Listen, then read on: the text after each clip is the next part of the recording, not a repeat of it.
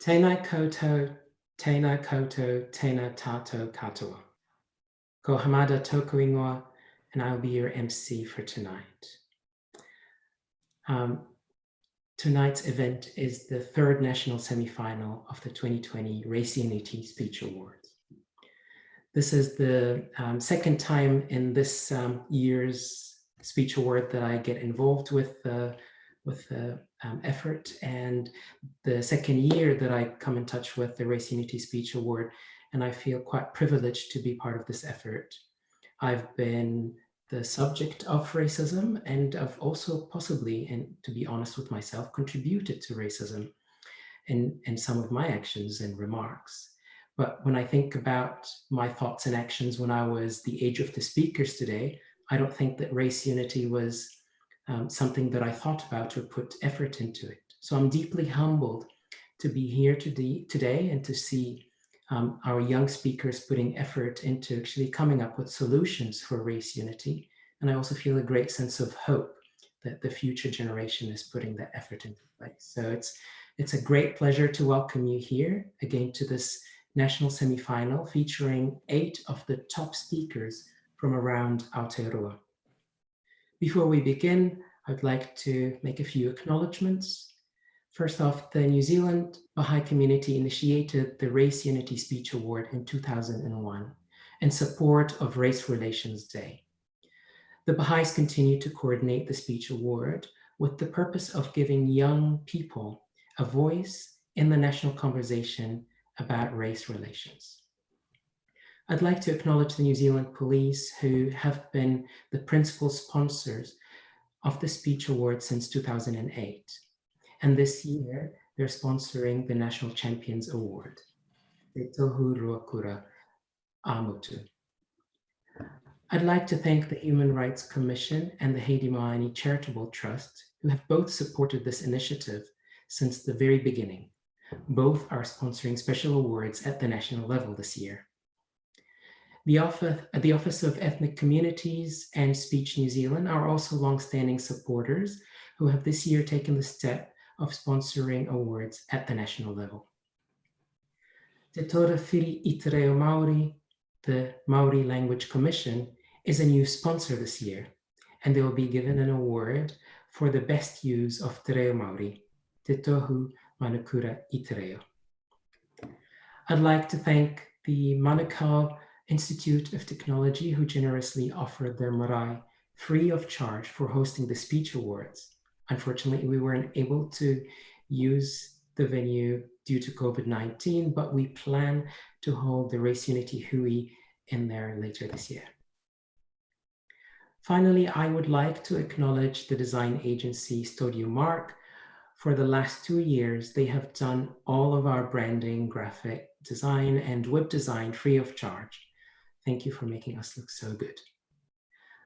Tonight, we are here to listen to speeches prepared and delivered by students in years 11, 12, and 13 on the theme, Te Tira Whakamura Ki Anga Whakamoa. To face the future, look to the past. Students must address at least 2 of the following 4 questions in their speeches.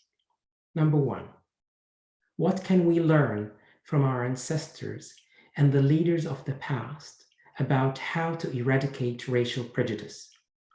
2, how might we commemorate events in our past in a way that helps bring about justice and unity today? 3, what do you think race relations in Aotearoa should look like 20 years from now? And what do we need to do now to secure this future? 4, what do New Zealand's leaders and people of influence need to do to support young people in their efforts to improve race relations? The students must also include at least 1 Whakatoki proverb or Whakatuaki quotation in their speech. They can choose between a Whakatuaki from the Te Reo Māori language, a quotation from the Baha'i writings, or a relevant quote or proverb from their own faith or cultural tradition. The top 2 speakers from tonight will go forward to the national final on Sunday, 17 May. Our judges tonight are from the New Zealand Police, the Human Rights Commission, and Te Taurawhiri i te reo Māori. I'd like to invite each judge to introduce themselves and speak briefly about their organization's support of the Speech Award. So we will start with our Chief Judge, Hukipera Ruakere. Tēnā koutou, rangatahi mā, e mihi ana kia koutou. Ko ai au, I am Uri of Taranaki Maunga. I am the Chief Judge this evening, which is just giving me a giggle now that I think about that I can be a chief of, let's say, of Taranaki, a voice of Taranaki here to tautoko this evening. So I whakapapa to the Maunga, to the whenua here, to Parihaka, to Puniho, to Mururopatu, and to the many hapu around our Maunga Taranaki. My role here tonight is to listen and to learn rangatahi mā, and to take on board your kōrero. One of the kōrero that I've heard while growing up is that peace, it doesn't fall from the sky, nera, e kore te rangi māre e taka noa mai I te rangi.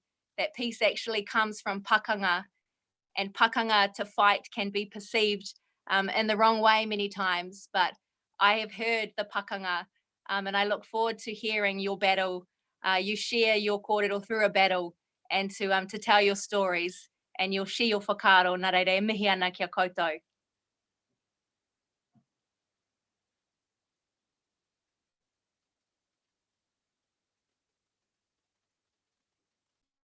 Kia ora, my name is Nina Peterson. I'm an inspector in the New Zealand Police based in the Waitemata PPC team. The police professional conduct team ensure police staff uphold the New Zealand police values and how they police and interact with the public. We have 6 core values: professionalism, respect, where we treat everyone with dignity, uphold their individual rights and honour their freedoms, integrity, commitment to Māori and the treaty, empathy, we seek understanding of and consider the experience and perspectives of those we serve, valuing diversity. It's important we police by our values, but imagine how it would be if our community lived by these values too. Therefore, it is important we continue to hold this annual conference to speak about and explore how we as a nation can eliminate prejudice of any kind and to ensure everyone is treated with respect, dignity, empathy, and diverse communities are values. The police is very proud to be a principal sponsor of the Race Unity Speech Awards.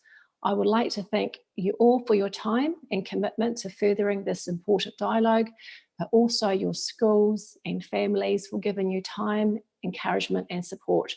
I wish you all well for tonight's regionals and hope to see you in the national competitions.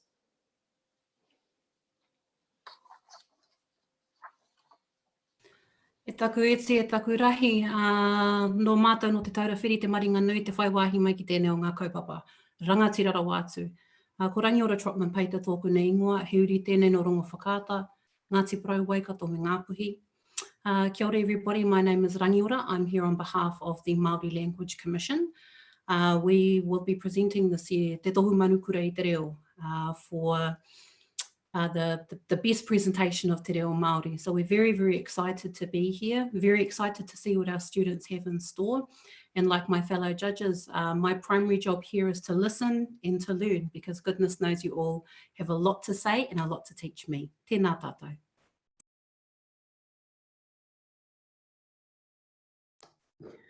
Thank you to all our judges for joining us today. I'd like also to thank our timekeeper for today, Esme de Boer. And also would like to thank you all for joining us online today in the Speech Awards. We're pleased to have you watching and supporting our speakers.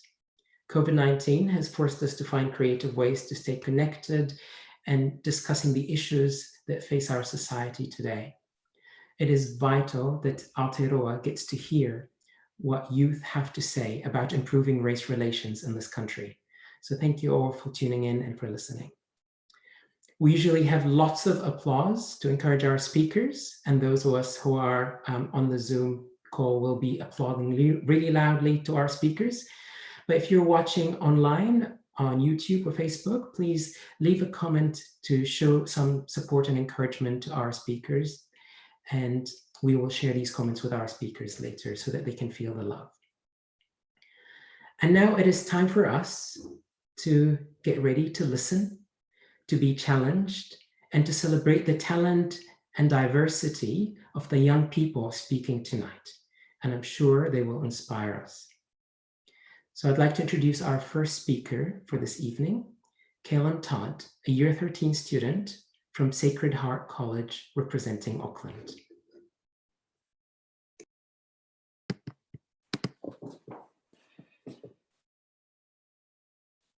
Te tangi a te manu nei, kui tuia.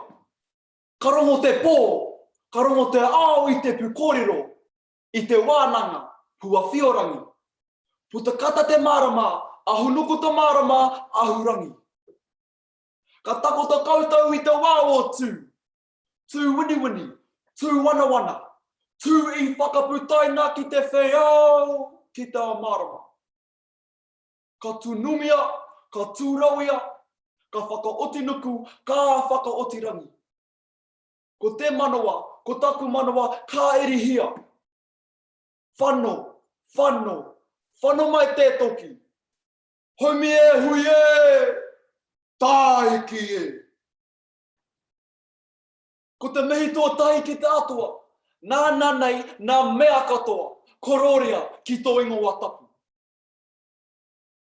I ngā mate o te wā, haere atu rā. Koutou ki a koutou, mātou ki a mātou. Tui hei, mauri ora. The vision for the future of race relations in Aotearoa began in the year 1840. There was an active unity between two peoples, Te Tiriti o Waitangi. The vision of an agreed partnership, each having a position of responsibility. The vision to move forward together to prosper equally. For one partner, there has been much to claim back and repair. Loss of people, language, and culture. Connection to whenua, gone. For those who were displaced, and important generational knowledge to take care of their own well-being. But still, tūpuna stood their ground. Te tero whakamuri, kia anga whakamua. To face the future, look to the past. So every person of Aotearoa has the rights and privileges agreed to in 1840. It's 2020. It's now recognized it's a good idea to learn our own history. It will restore mana. Māori have had to learn the way of Pākehā. Unity means it's time to learn what it is to be Māori. If we understand each other's past and present struggles, we can be tolerant of all those different to ourselves. In 2018, Sacred Heart College followed in the footsteps of our old boy, Sir James Clendon Himitenana Tauhinare, a leader of the 28th Māori Battalion and the High Achiever. It was hoped the deeds of the Māori Battalion would inspire Māori into the future. Because to this point in time, Māori had lost much and were not thriving as past rangatira had envisioned. We will lose some of the most promising of our young leaders, wrote Sir Apirana Ngata. But we will gain the respect of our Pākehā brothers and the future of our race as a respected part of the New Zealand people. 3,600 men served voluntarily with the Māori Battalion. 649 were killed. 1,712 were wounded, and 237 were taken prisoner. This casualty rate was 50% higher for Māori than Pākehā. This was from a total population of about 90,000 at the time. Many more Māori served in regular forces. Perhaps the great losses were because their bravery and skill was recognized, respected, by commanders like General Freiberg, even by the enemy in Rommel, valued in crucial moments to win a war that would define history for the Allied nations and their future generations. On our hikoi, it was confronting the loss of toa, seeing grave after grave after grave that made up those sad statistics. Fast forward 75 years, Māori are still on the front lines, over-representing statistics. An example, making up more than 50% of our prison population. My Māori great-grandmothers sent sons to war. Their intelligence and education was recognized to serve king and country, representing all the other services. A navigator with the RAF dropping bombs on Germany. My great-grandfather, a Navy signalman. 2 more in the army, 1 working alongside US commanders in J-Force as a translator of Japanese because of the speed with which he could learn this language.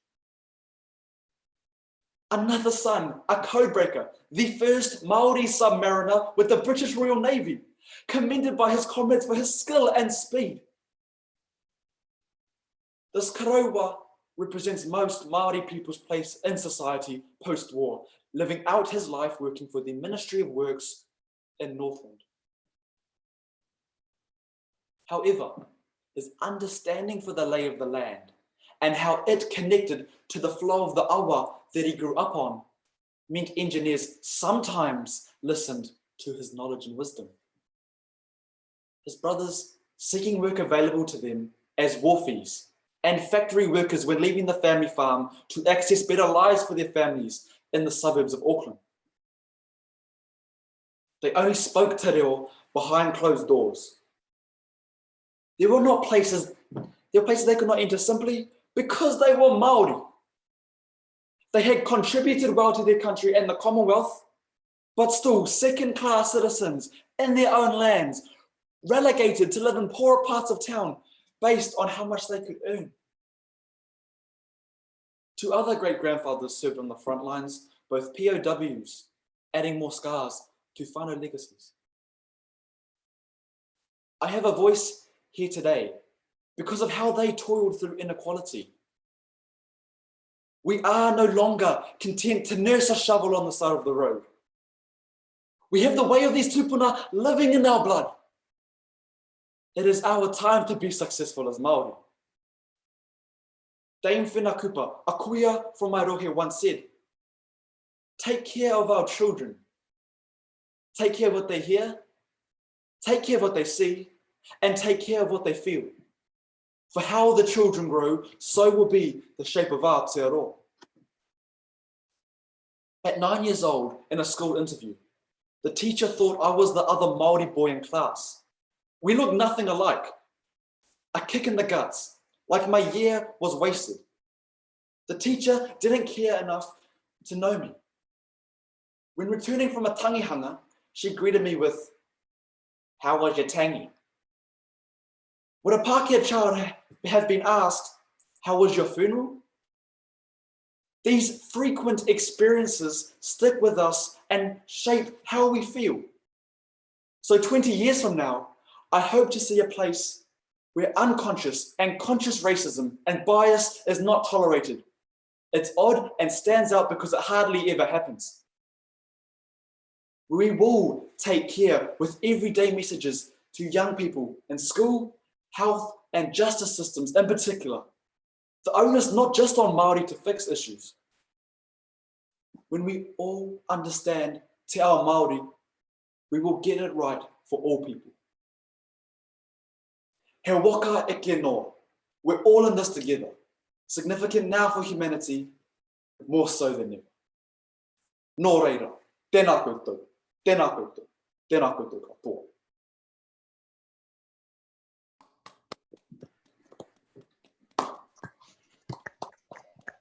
Woo! Kia ora, tēnā koe. Thank you so much, Callum. We are now going to give our judges a few minutes before the next speech so that they can mark the speech. While we wait, we are going to listen to some music from a performance of Ethno New Zealand, a music project that brings young musicians from around the world to share their music and culture.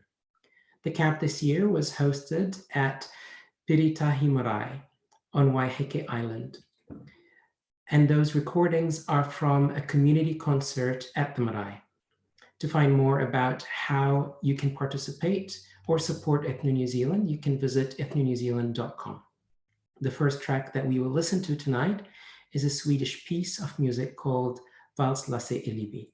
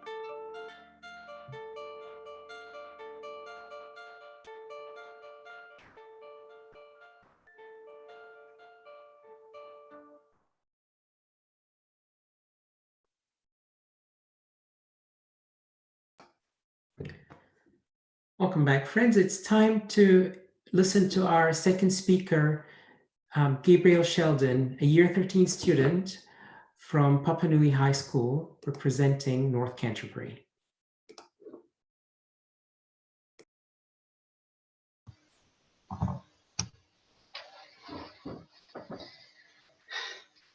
Whakatangata hau ki te uru, whakatangata hau ki te tonga. Kia mā kena kena ki uta, kia mā tara tara ki tai. E hi aki ana atukura, he teo, he hoka, he hohu, te hei, mauri ora. Ko Aotearoa te pokarie, ko wara te maunga, ko matatua te waka, ko tamaki makauru te hau kainga. Ko te tāpui te marae, ko ngāpui te iwi, ko ototai te kainga noho anai nei. Ko rako whao te wahi noho, ko Sean Tepano, ko Gabriel Sean Tokengwa. Kia ora. Every country has their own culture with their own language, such as Russia, Russian, China, Chinese. But there is a culture and a language much closer to home, a world that could have been lost, which is Te Reo Māori mea huria. Those that went before us did not fight for Te Reo Māori. Our elders let us down. I hope that in our future, the future does not make the same mistake as our past. It is up to the younger generation to save the ahuria culture of Aotearoa so we don't lose what makes Aotearoa special. How do we nearly lose Te Reo Māori? Here is a history lesson for you. Before the Pākehā came to our land, Te Reo Māori was the only language spoken. Once the Pākehā came, everything changed for the Māori tangata. The Māori tangata had to learn, had to adapt to a new reo, language and culture, ahuria. And prior to 1840, it was mainly whalers, sealers and missionaries who came to Aotearoa. They had considerable contact with the Māori, especially in the coastal areas. The Pākehā stayed and began to trade their weapons for produce. The Māori residents started to mix with the Pākehā, creating Māori Pākehā tamariki. In the 1860s, the Treaty of Waitangi was created, but we never followed one simple rule. Te Reo Māori was meant to be kōrero, spoken around everyone. In 1867, the Native Kura Act decreed that English be the only reo language used in the education of Māori tamariki. This policy was rigorously enforced within schools. An example of this is when Sir James Henry recalled being sent into the bush to cut a piece of fruit, for which he was struck for speaking Te Reo in Kura school. One teacher told him that if you want to earn your bread and butter, speak English. So for most of the 20th century, Te Reo Māori was only spoken in Māori communities. Cultural heritage leader Te Taru White has said, take your eye off the ball in one generation and it can be lost. Meaning that the generation before us wasn't paying attention to the importance of Te Reo Māori. To lose Te Reo, you lose your identity. With those losses, or in this case near, we hope that our future is not forgetting Te Reo and ahuria, culture of Aotearoa. That all starts right now. What do I think race relations in Aotearoa should look like 20 years from now? And what do we need to do to secure this future? The main point is that Te Reo Māori is a national reo language of Aotearoa, which should be a choice for all Māori to select as a language. Within 20 years, ideally, Te Reo Māori will be written and spoken in our daily lives and on offer for all tangata whenua, people, to select as a second language. Countries like China, Russia, France, and Brazil have their own language that they can fluently kōrero, speak. In Aotearoa today, we have about 125,000 tangata who can kōrero Te Reo Māori. But out of that 125,000, 75,000 can kōrero Te Reo Māori fluently. The rest can speak it well or very well. What do Aotearoa leaders and tangata of influence need to do to support young people in their efforts to improve Te Reo Māori. I know that our leaders are trying to get tangata to kōrero speak Māori more, so I have a few ideas. Besides having Te Wiki o Te Reo Māori, we should challenge everyone to learn a word, a phrase, a sentence, and for the day or week. During that time can lead to more tangata using that word, phrase, or sentence more often than just saying it here and there.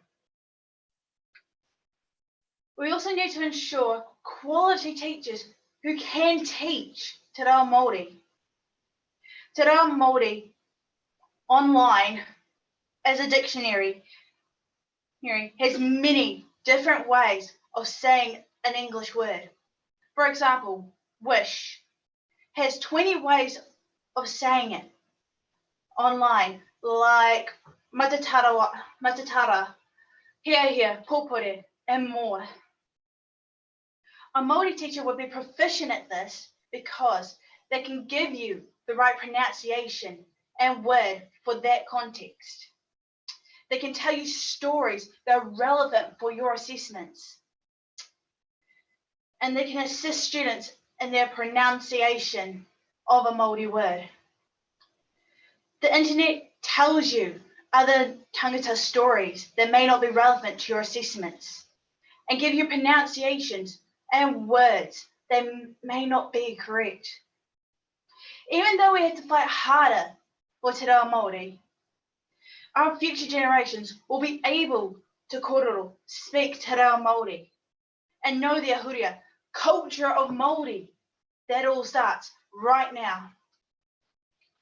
In conclusion, a lot of ahuria have their own reo that they've been passed down from parent to child and then to the next generation. The past in part has defined us as an ahuria, yet it doesn't control our future outcome. Our history won't repeat itself, and even if it did, we will turn it around before it gets out of hand. The new generation isn't our salvation. They are our heroes, our saviors for our future. Te Reo Māori is our reo. Māori ahuria is our legacy. Our present situation doesn't control our future. As Abdul Baha of the Baha'i faith has said, we must consider not the present condition, but rather foresee the future and the end. I foresee that by the end of my life, the generations after me will be able to kōrero, speak Māori. And that surely should be our end goal. Nō reira, tēnā koutou, tēnā koutou, tēnā tātou katoa. Tēnā koe.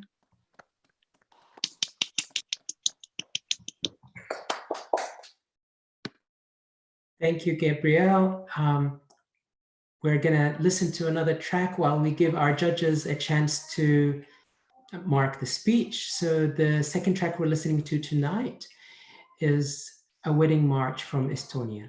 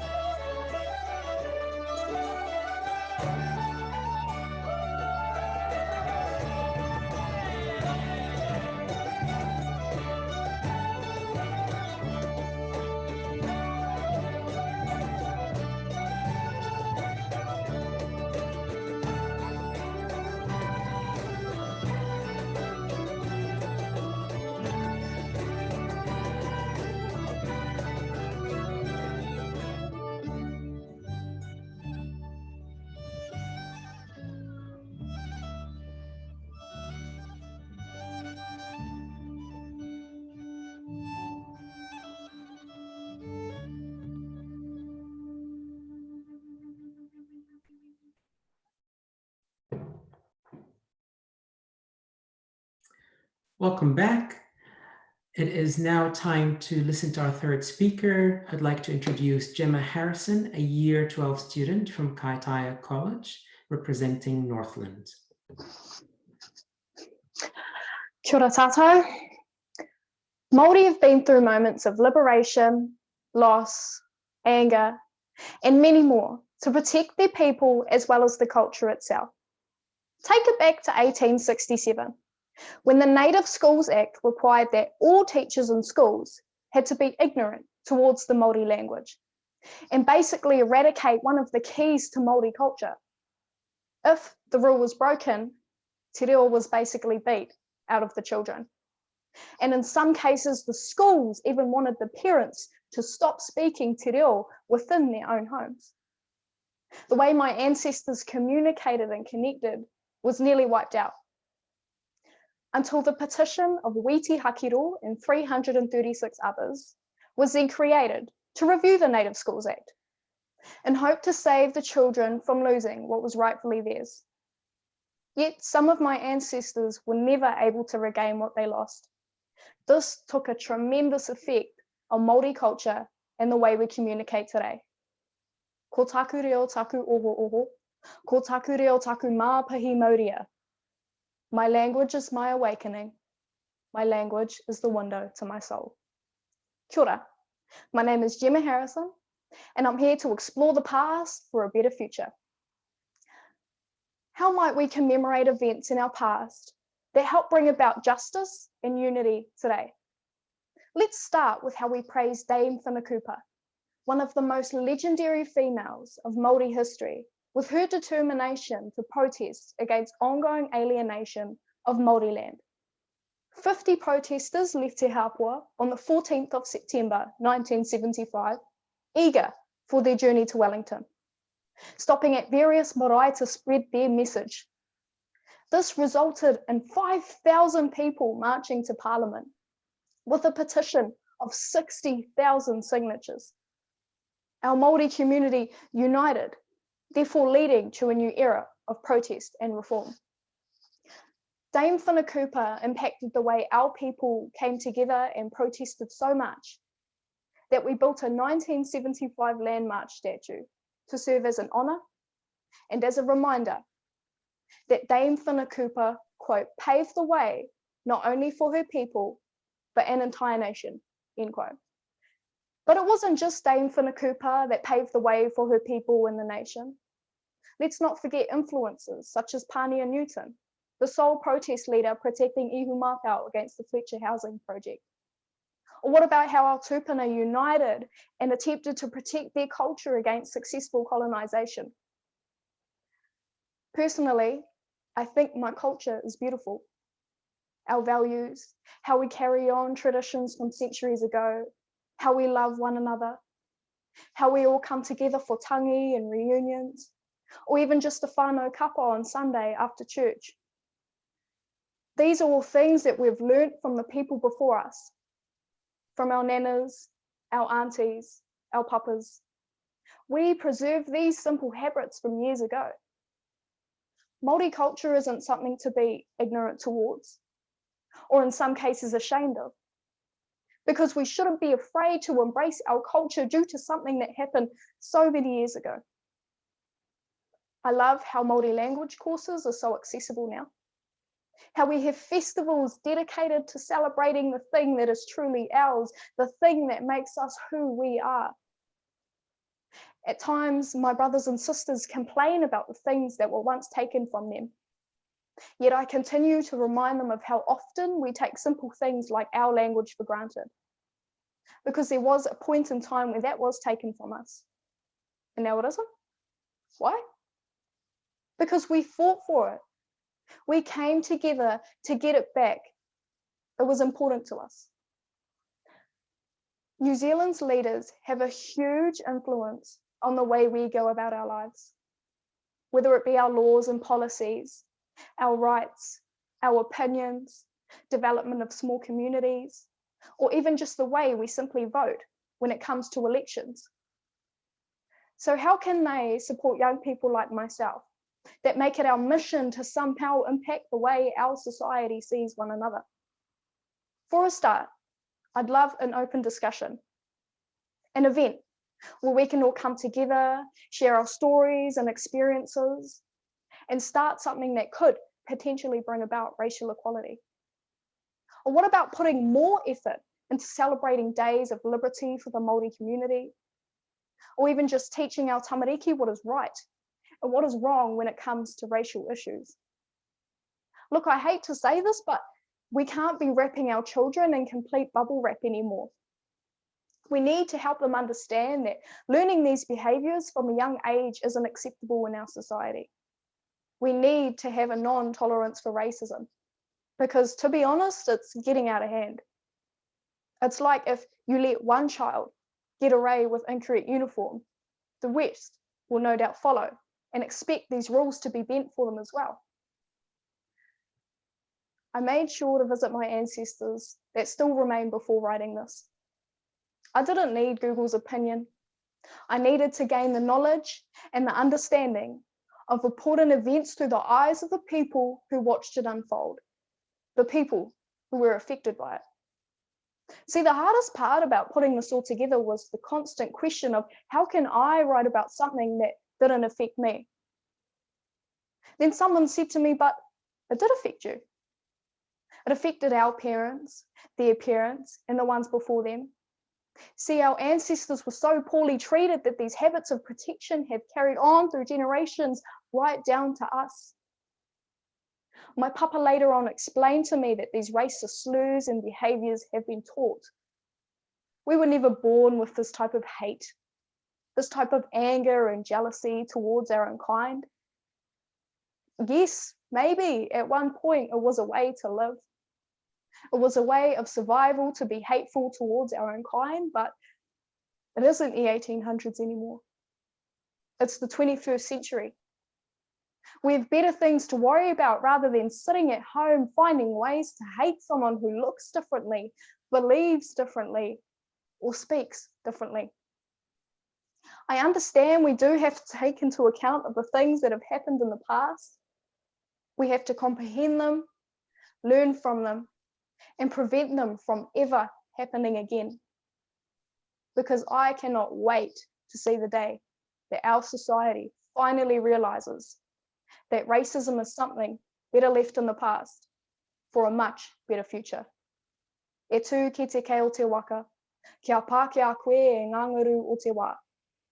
Stand at the stern of the canoe and feel the spray of the future biting at your face. Thank you. Kia ora, Tina. Thank you, Gemma.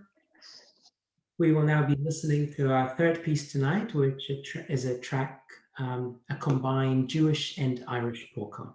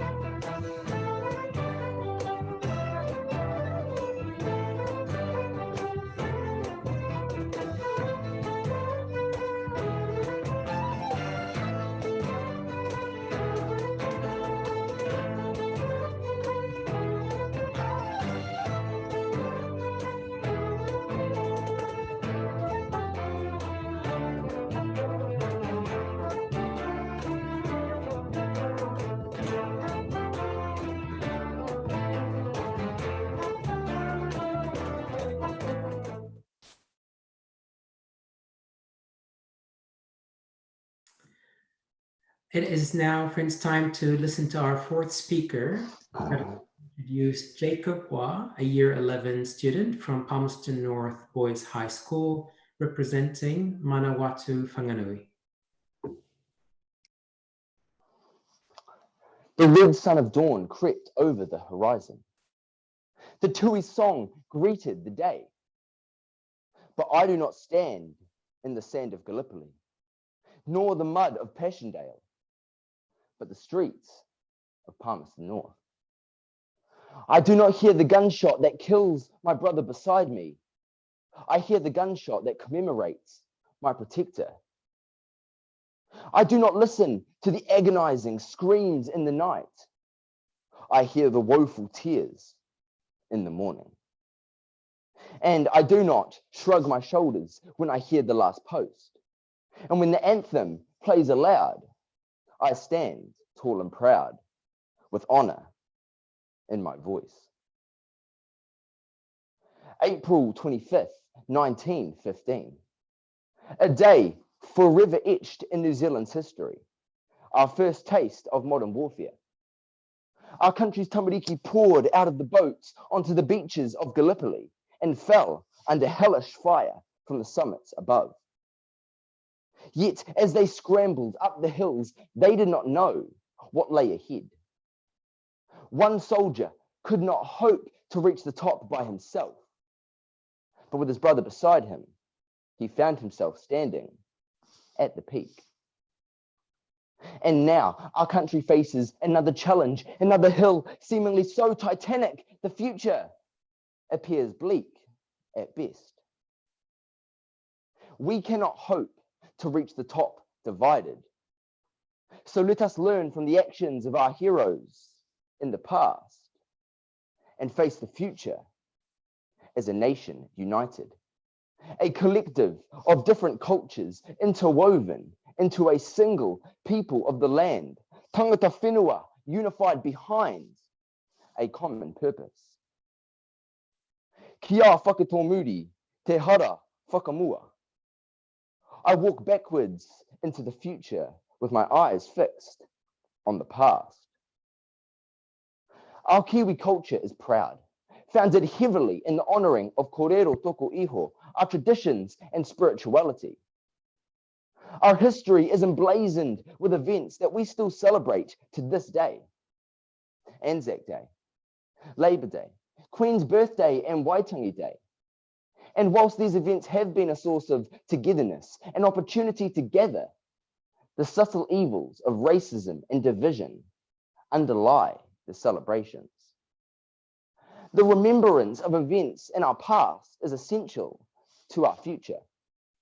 The parades at dawn bring together thousands of different New Zealanders, all bundled in jackets and scarves, ignoring the randomized cold of New Zealand's weather, as we remember those who fought and died for our freedom. If we can come together on that day, indiscriminate of our differences, why not any other? If we as a nation are to have a true national understanding, we must have a shared understanding. An understanding that the obstacles placed ahead of us, preventing us from reaching that racial unification, are not due to one people. For years, all cultures have made joint efforts towards racial unity, and if we decide to ignore the contributions made of certain people, we find ourselves walking in circles, never seeing change. And for too long has this been our attitude. It was the great Albert Einstein who once said that the true definition of insanity is doing the same thing over and over again and expecting different results. Whilst there have been those who seem to halt New Zealand's progress with the racial slurs that fall from their lips, there have been those who, like Toa, like warriors, have fought for our unity. The men and women who come to mind when we recite our nation's anthem. Men of every creed and race gather here before thy face, asking thee to bless this place. God defend our free land. The words pinpoint the values which we should strive to achieve: love, compassion, and courage. And to find the pure embodiment of these values, look no further than the heroes of New Zealand's past. Kate Shepherd was led by firm, altruistic, humanitarian principles when fighting for the rights of women. Sir Apiranga Ngāta spoke and acted with conviction when promoting cultural preservation for Māori. And Dame Whenekupa ignored the aches of her 75-year-old legs and protested with unwavering courage whilst marching from Te Hapua in the north to the steps of Parliament. These heroes and more have toiled to bring New Zealand to the peak of diversity. They have and will always stand as symbols of perseverance and integrity.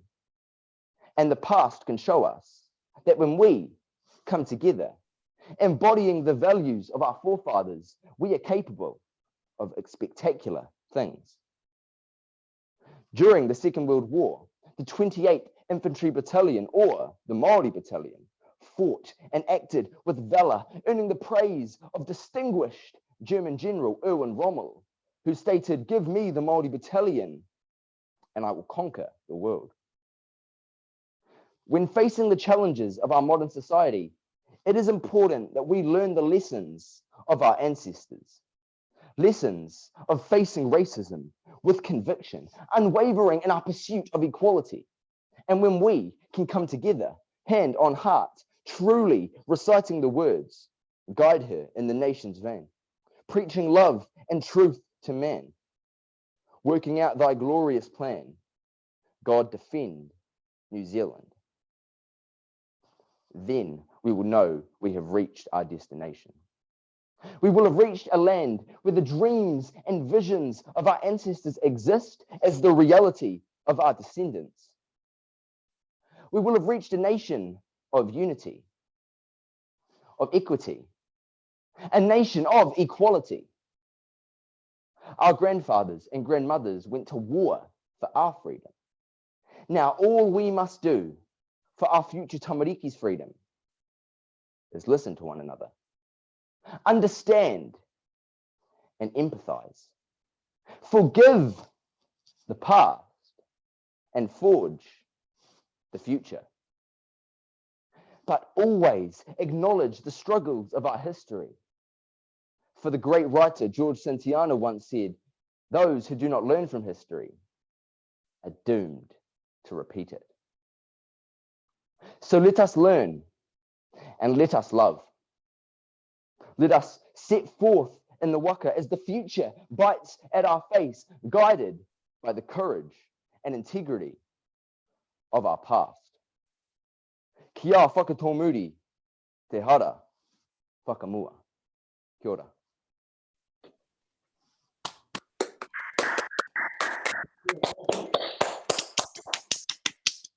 Thank you, Jacob.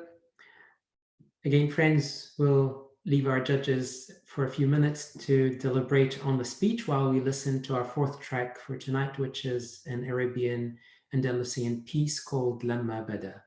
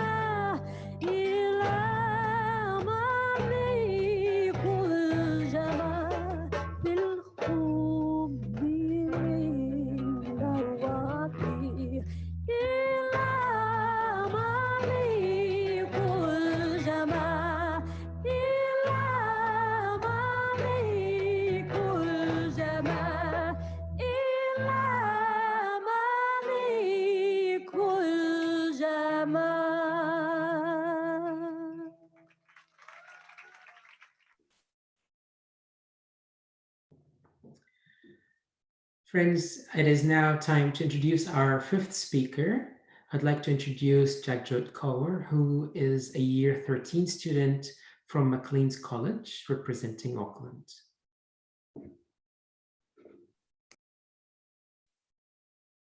A seed full of life, potential to succeed, is dug into the soil of Aotearoa. Planted by a unified society, its roots extended through the soil full of stories, nurtured through love, support, and open-mindedness. Now this is the future I see, a future we should all hopefully see. Certainly, this vision and hope was what the past saw as well. Through the hardships done by our past is what we carry now, and what we will improve on for the future. It's the roots of ancestry, hard work, and leadership that got us to where we are today, the present. To the people of Aotearoa, some of us have been impacted by the colonization, and as such, we feel lost from our land and aspects of our culture. I believe by looking at the past, it will enable us to confront the needs of today so we can build platforms for tomorrow, our future. By taking a look at our past history, we have all endured a lot of pain and agony. But you see, we have come a long way from pain, but not enough to cut it off completely. We have abolished slavery, brought upon peace, not war, defeated Nazism. So it's safe to say that we're living in the most progressive time period of human history. Now I say it's not enough to cut it off completely, simply because in this multicultural and multilingual society, we have struggled to walk harmoniously alongside each other, causing the lack of unity amongst our peers, which has segregated us.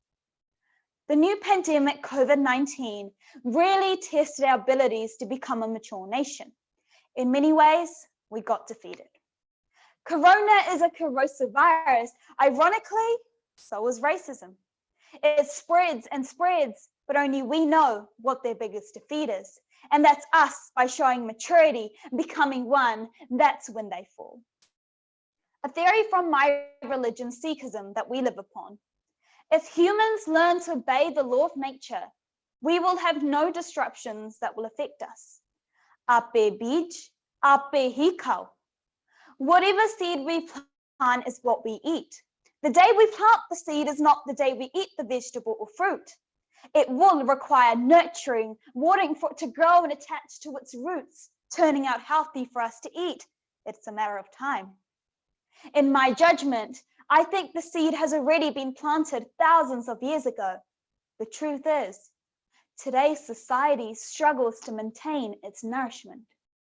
The seed is fully grown in some people, and in some, it's starving. By all attempting to grow a fruitful seed, inside, the impact and outcome will be strong. Now, everything needs an answer, so growing the seed must be done practically. How do New Zealand leaders and people of influence use their platform to help race relations in New Zealand to be addressed in an effective manner? The freedom of speech. It's very underrated and we don't realize its power. Many New Zealander voices are under blankets. These leaders of high authorities, like the government, need to reassure that these important people are being respected and listened to. This is done by building safer communities, about learning to build whanongatanga, a relationship amongst our peers to feel protected. This uncomfortable, unspoken conversation needs to develop in a way that people don't feel condemned. This is where childlike thinking comes in place. For young people to create an effect on race relations, they need to take on the lead. Because trust me, young people can change the world. They need the support wall, which is you. Justice for Indigenous people is important. This is why, to bring unity, we must commemorate past events in our country and evaluate them. History seems to repeat itself, but the people don't. Why is it that after a soulful 2019 tragedy for New Zealand, that this year's new virus that affected every one of us individually still has people that don't understand one another? 20 years from now, how will New Zealand look? We don't want these behaviors being repeated, but by educating everyone, this seed of humanity will nurture within everyone's hearts. Firstly, to foresee a stable future, we must acknowledge the people who took stand on challenging racism in today's time. Naeem Rashid, who lost his life tackling the shooter last year at the mosque shootings. Jacinda Ardern, who grieved and accompanied the families that lost their loved ones. Helen Wong, who peer-pressured into challenging racist views against one another. These leaders used their voices, supported the freedom of speech. Their actions seen proved their connection with the people. They planted the seed where its roots affect the generations today, generations who look up to these leaders. People of our past built platforms for today that we now value and respect. When I think of our past, I envision great heroes like Kate Shepherd, Hone Heke. Alongside Heke being a warrior for our country, he invested most of his energy in people's interests. Famously, he was the first chief to sign the Treaty of Waitangi in 1840, the treaty that benefits us today, and we are more than thankful. Heke planted a seed that he further engaged with the people to teach them how to nurture it, so the seed is ever growing. The action he took encouraged many others to sign too. This led to a powerful endorsement and recognition of unity on which New Zealand was founded. Hobson, who said, "He iwi, tahi tato," meaning we are now one people, one citizenship, one democracy. The past seems to hold a lot of importance in Aotearoa, and it should, but we must learn the trick of using both feet. One feet to hold on and one to let go. A well-used Maori proverb, ka mua, ka muri. Walk backwards into the future, effectively addressing the past and not feeling regretful. Take, for example, the moa, flightless bird native to New Zealand. Today, its structure stands upright in the museums of New Zealand. Generations of today look and question its history, holding importance in today's society. The moa, who existed hundreds of years ago, and us who still live, both born on the land of Aotearoa, connected through the environment and nationality, believe it or not, we share a bond that comes bone to bone, connected through the soil of New Zealand, emphasizing its very essence of being a New Zealander. In this diverse society, we all share a unique bond, the human bond, attributes involving raising voices, speaking as a unified nation. Imagine when people of all kinds come to terms with he aha, te mea nui te ao, he tangata, he tangata, he tangata. What is the most important thing in the world? It is people, it is people, it is people. Just like the representation of myself, precisely my turban, the past should be our crown, our identity that defines us and makes us one. Because when we are one, we will have all the power to achieve anything to no extremes. The seed will evolve within everyone's hearts, and we will be sitting down underneath our great tree, viewing the abundance of blossoms and leaves. Our future will be what we worked hard for. It's our watch now. Let's make this watch count for something much more momentous. Thank you.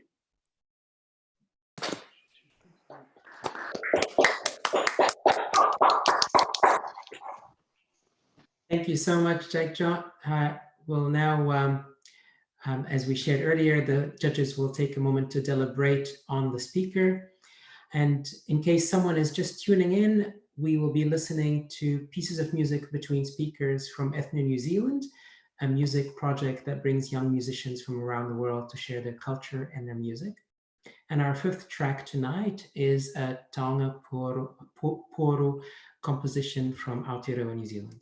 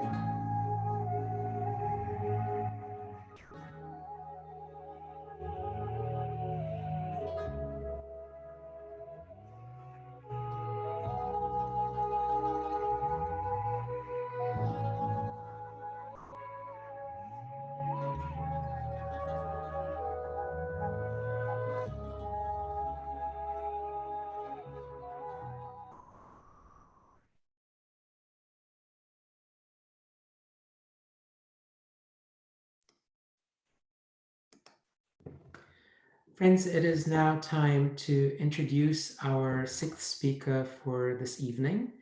I'd like to welcome Jen Marsh, a year 13 student from Otago Girls High School, representing Otago.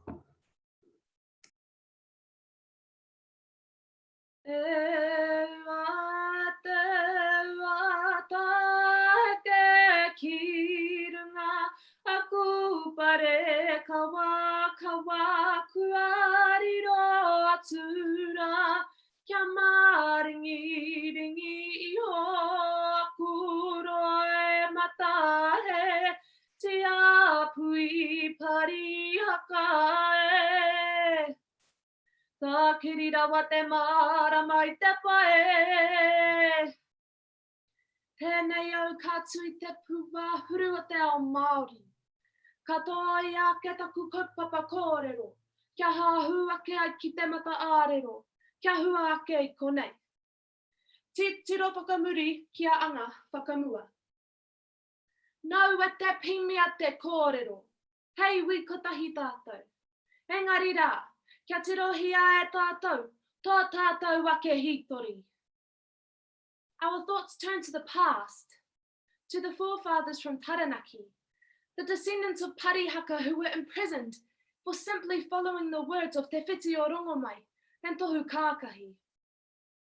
Te Whiti o Rongomai dreamt of uniting his people through passive resistance, a passive resistance which allows Māori to peacefully stand up to the injustices and disempowerment they face.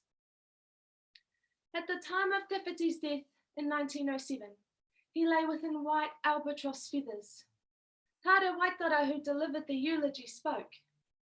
Let this be understood by all Māori, Pākehā, and all other nations. The white feather is a sign that all nations of the world will be one. Black, red, and all others who are called human beings. This feather will be the sign of unity, prosperity, peace, and goodwill. Throughout time, we have seen many other rangatira who embody this white feather image. For example, Dame Whina Cooper and her vision for Māori land acknowledgement and return. Bob Marley and his fight to change the system through his music. And Pania Newton, like Dame Whina Cooper, resisting the confiscation of ihu mātau and the breach of the Treaty of Waitangi. These raukura lay the foundations of our korowai, the strength of our people, and the spark of determination towards our common goal, unity. From these rangatira, we see the next layer of the korowai, the people, the kaitautoko. This race unity event paving the way for the opinions of rangatahi to matter, even during a world pandemic, proving the potential that this korowai has for success. COVID-19 has been a setback all over the world and a destructive pathway for racism.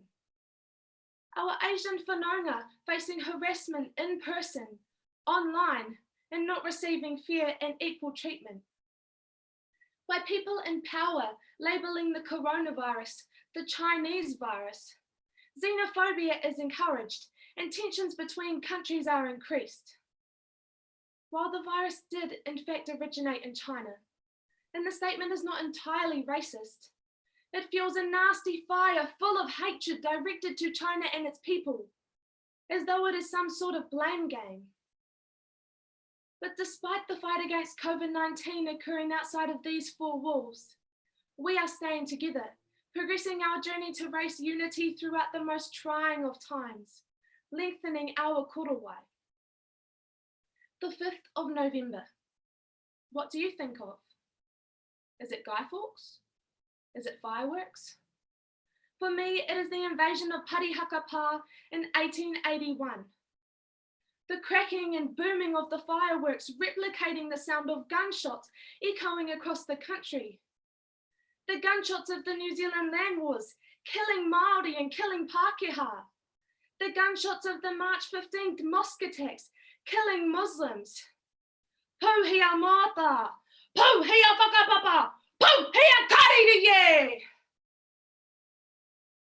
Whilst our country's unity after the mosque attacks brings a beautiful sense of hope and progression of unity through devastating times, why does it take this death to bring unity? Why are we so ignorant towards our past? Why is it that we celebrate the failure of an assassination attempt in England, but fail to recognise one of the most significant events in New Zealand history?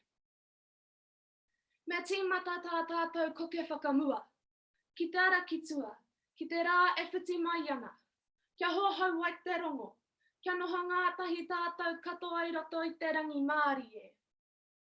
Ka tīkina atu te kōrero a tā apirana ngata e mea ana. Te tini tamatoa I oha ki te moa pōpō. Ko te wawata ia, Tērā pēr ka huri mai o tātou hoa Pākehā ki tata whai. Nō reira, kei a kuwhanaunga Pākehā, ata whai mai ki tēnei wako o tātou. Mā reira pēr, e riro ai a tātū, he rā motu hake mo a tātou tīpuna katoa. Kia kaua e waiho tēnei kaupapa, kia tārewa tonu i te takiwā, e tō tara wāhi rua tonu atu ai te Māori me te Pākehā. Nā tō raurau, nā taku raurau, kaurai te iwi. It is with your food basket and my food basket that people will thrive. This whakatauki encapsulates the notion that while working in isolation might result in survival, working together can take people beyond survival and onto prosperity. This leads us to the last phase of our korowai, working together to create success, using the history and knowledge of all of the people in our country. When weaving your korowai, you cannot skip the first line, the history, or else there's no foundation for the weaving to begin. Despite the harsh reality and difficulty that we have talking about our country's history, it is a necessity for our people to be able to work as one. The ability for our korowai to stay strong and functional. The exposure and acknowledgement of our past provides the best reason to improve the future for the generations to come. To weave together our strength and unite. Nā waia, hei wi kotahi tātou. Me mātua anga whakamua tātou ki te oranga tonutanga o ngai Māori mā, o tira o ngai Aotearoa mā. Mā te aha, mā te mohi o ki tō tātou wakatua kiritanga, me te whakamana me te whakatapu i o tātou tipuna, i mate ai konei. Ki te anga whakamua, ki te rangi Māori e, ki te waikanaitanga, ki te oranga tonutanga o tātou katoa. Me mautohe, māranga ake, taku raukura e, hei!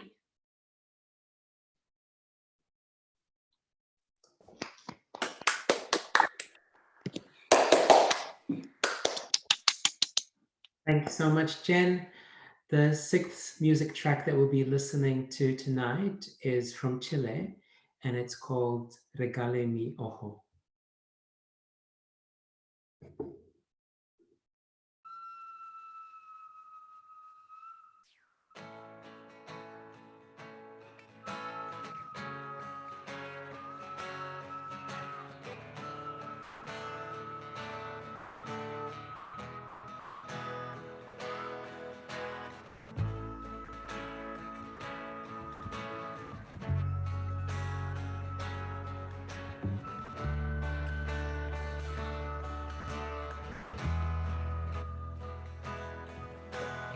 Canto desde el negro más profundo de la humanidad, canto con la fuerza de los pueblos y su identidad, canto con la fuerza de la lucha por la dignidad, canto para que el canto sea un arma de la libertad, canto para denunciar que nunca más no era verdad, canto por los muertos que se fueron y no volverán, canto sin sosiego porque nada los devolverá, canto por Gustavo y por los días que ya no verá.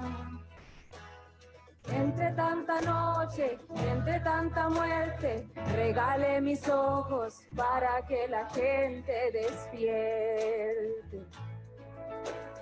Entre tanta noche, entre tanta muerte, regale mis ojos para que la gente despierte.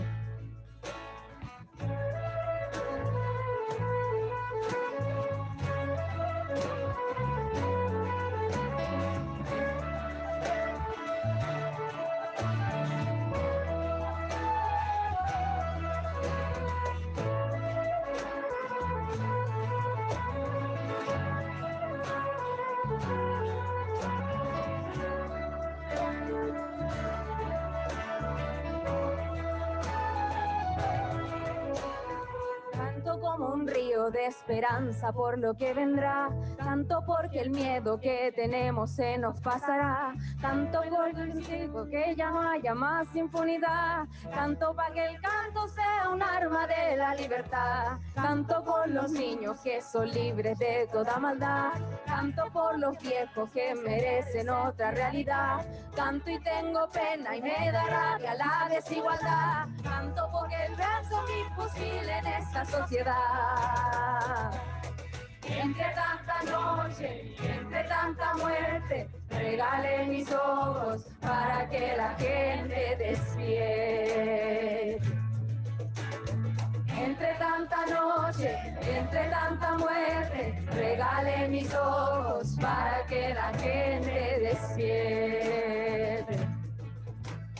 Entre tanta noche y entre tanta muerte, regalé mis ojos para que la gente despierte. Entre tanta noche y entre tanta muerte, regalé mis ojos para que la gente despierte.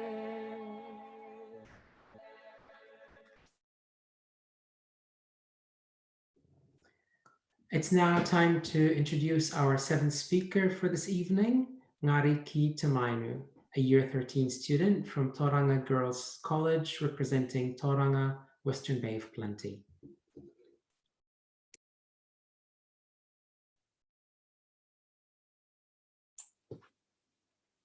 Ho mai ngā tohu tika e runga te aroha.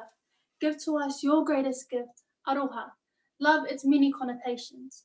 Tohu tō haina tēnei kupu ki te ao katoa. It will bring peace, goodwill, friendship among people. Puta aki te pō ka ao, ka marama, and take us from the world of darkness and ignorance into the light of knowledge and understanding. Just like Maui slowed down the sun, I am going to slow down time and take you back to the roots of Aotearoa's past. Since the creation of mankind, a diabolical taniwha has consumed our race, the human race. His devious figure lurks upon the surface, hugging the folded pages of Aotearoa's history. Just like a silhouette, his identity remains an unknown shadow. But the whispers of many tongues chant Aokatiiwi, the taniwha of racism. He chews and devours on the diversity, values, and beliefs that contribute to the unity of our nation. With the mana of our ancestors through generations, we must challenge this taniwha. Kānohi ki te kānohi. Our elders have left the influential leaders of today the blueprint to support and nurture the uprising youth. The sun is slowly rising, symbolizing a new day, a new beginning, a new way of life. Only united as one can we strive for the better future of our country. Before Maui tames Tamanui Te Rā, the sun, he says to his brothers, why should we be slaves to him? I will catch the sun before it rises and teach it to travel slowly across the sky. By questioning the power of the spiritual being, even though it was conceived as impossible, a foe that was portrayed as a fearsome stature, he was determined to challenge. Thus sparks the fire of courage inherited within all New Zealanders. With the courage of Maui, we can slay this taniwha, witnessed across generations of our country's history. Mount Taranaki has watched the growth of leaders emerge beneath his eyes and blossom in wonderful ways. In 1860, tangata whenua challenged sovereignty. In 1883, tangata whenua challenged cultural genocide. In 1881, tangata whenua encouraged passive resistance against the taniwha on the grounds of parihaka. Ngāriki puhi wairoa tamainu. Within each syllable of my name travels the stories and journeys of my namesakes. I was gifted their legacy to uphold their aspirations, traditions, and dreams. Although once I felt it was an immense burden, I now only feel pride to carry and to continue to embrace them within every aspect of life. As a child, I was made to feel uncomfortable for the lack of effort many displayed in simply asking how to pronunciate my name. However, At 17 years of age, I now know that overlooking the pronunciation of a cultural place, name, or word exemplifies your contribution to feeding the taniwha. And I refuse to fall victim to the mere-descending voice of racism. Instead, I stand. Will you feed the taniwha, or like Maui, use your courage to challenge him? On the land of the long white cloud beats the hearts of more than 200 cultures. I have discovered that indeed our leaders have grasped the ideologies of the past. They have provided countless opportunities to support the youth of today. It was a few years ago that I was given the opportunity to learn the cultural significance of Pacifica beauty through dance. Being unfamiliar with this culture was daunting. Fear overwhelmed my thoughts with the assumptions that I wouldn't be accepted and that I would face the taniwha. Nevertheless, the people I am proud to call my friends opened their arms and culture with warm embrace. They are the representations and living forms of the values of Aotearoa's unity. Performing side by side in harmony, our bodies flow, showcasing triumph. The triumph of battles against the taniwha of which our leaders of today continue to fight.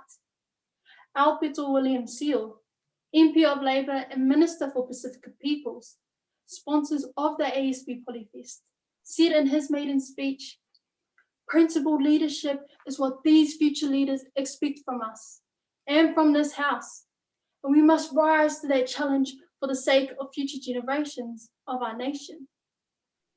Amongst our own parliamentarians, we have MP leaders Alberto William Seal, Melissa Lee, Goldes Kaharaman, and so many more, representing different cultures, childhoods, and political groups, but are fighting the same battles for the outcome of the same purpose.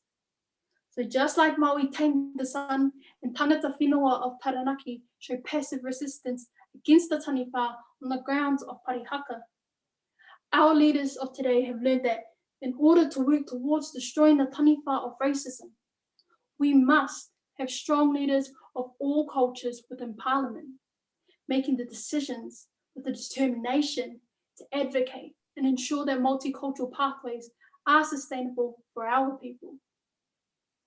Walking through the carved wooden frames, entering the four walls that contain the greatest heights of Māoridom, I'm now transported back through thousands of years.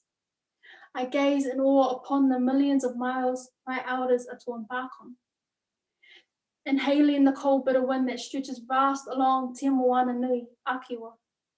The night sky illuminates while the stars dance in harmony, guiding my ancestors to the land of Aotearoa. The moon pours their waka into the shores of a new way of life. Their purpose, to discover a future where their people could prosper and flourish on new soil. This was the journey of my ancestors, and I believe is our prophecy. I am now awakened that our purpose now and for the future is to create a new life, one with freedom of the taniwha, where we no longer hear nor fear him, sending forward our waka united as one to the ocean of new beginnings, an ocean where we travel linked by hearts, all races and international countries to overcome the virus of COVID-19. It affects us all, and we know the cure does not involve nor has a place for the taniwha. Navigating through our ancestors to guide us to a future of cohesive and inclusive unity for our nation, Aotearoa. Can you hear that? That is the sound of our future awaiting us. In the bonds of love we meet, my brothers and sisters of every creed and race, for the primary purpose of unity for our nation. In the past, we embraced the fire burning deep within us. We used the weapon of courage to burn a taniwha so big that he shrunk. Today, our leaders use the taiha and growth of the korus of opportunity to amplify the force of a strike. For future generations, their greatest weapon will be oneness. E tu koutou, together in unity, we will destroy the taniwha, fulfill the prophecy of Aotearoa.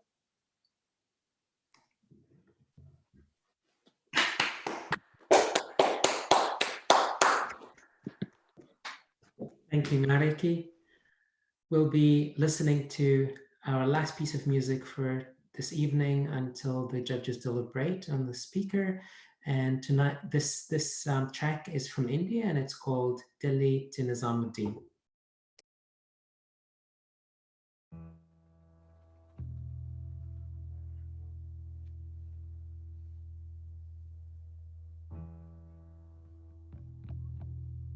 Ali Shah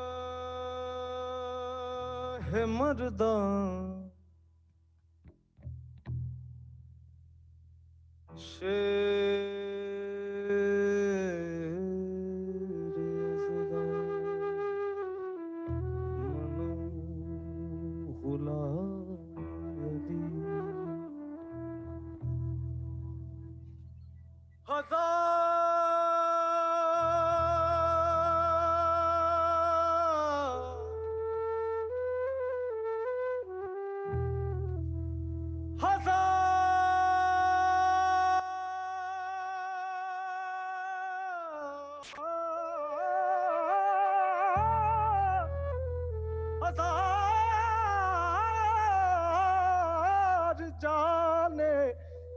हजार जान गिरा में फिदाए नाम अली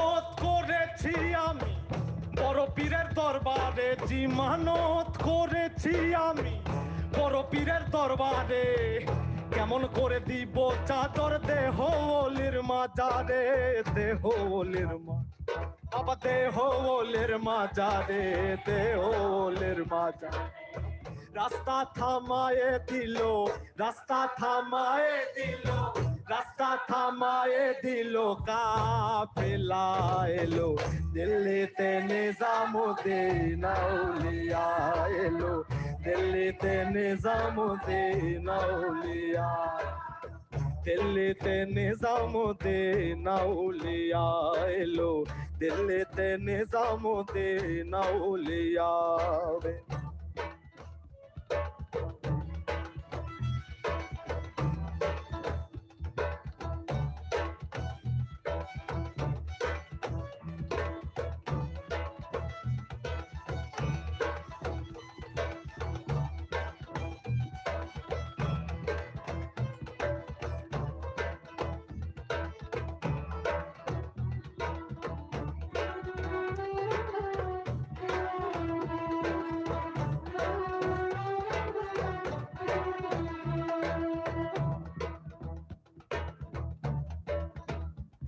আরে বাগদাদে ছিলাম আমি মেহবুবের সুহানি রে বাগদাদে ছিলাম আমি মেহবুবের সুহানি দিল্লিতে হলাম এসে মেহবুবের ইল্লাহি মেহবুবের ইল্লাহি মেহবুবের ইল্লাহি মেহবুবের ইল্লাহি হুজুরগণ ধমক দিল হুজুরগণ ধমক দিল হুজুরগণ ধমক দিল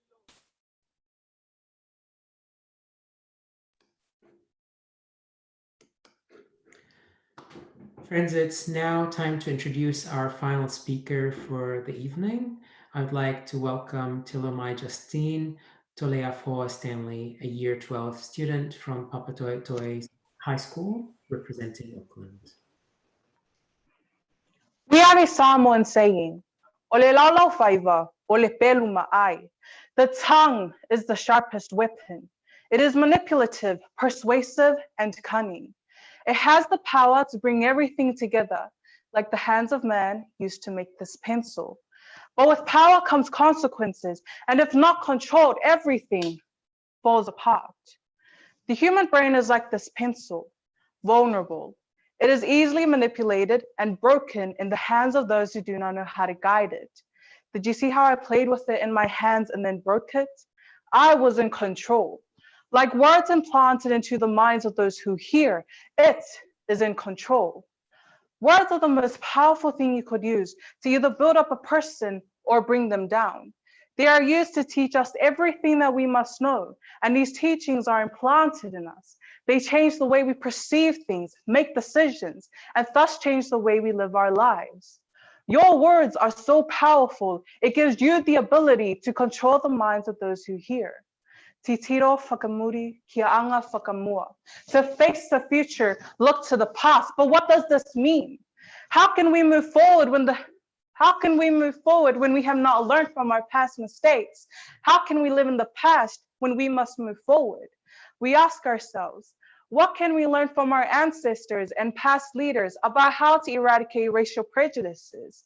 How might we commemorate these past events in a way that helps bring justice and unity today? But there's a question I notice we fail to answer every time. Why? Why is there racism? Why is there discrimination?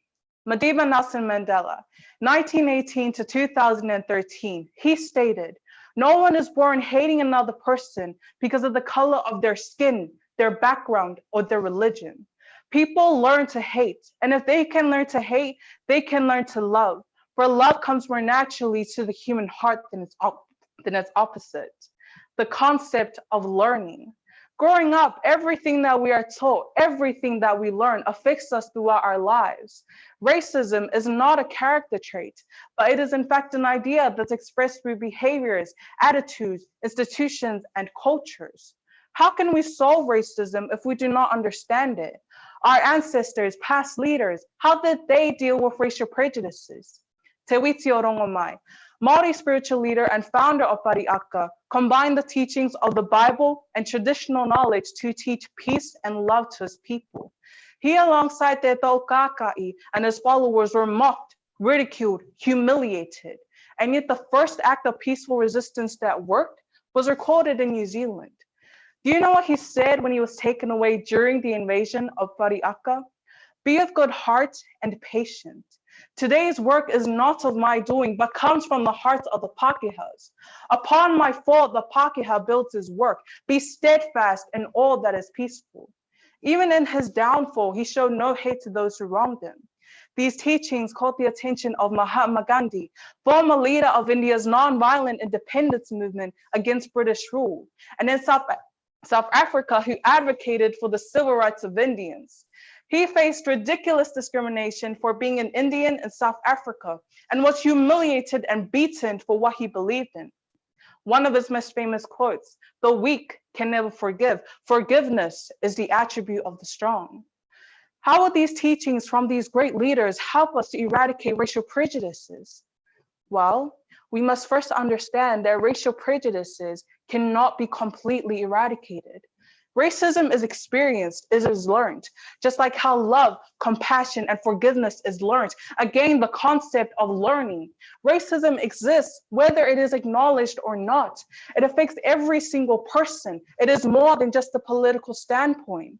When we think of these great leaders, we think of their achievements and their impacts on society.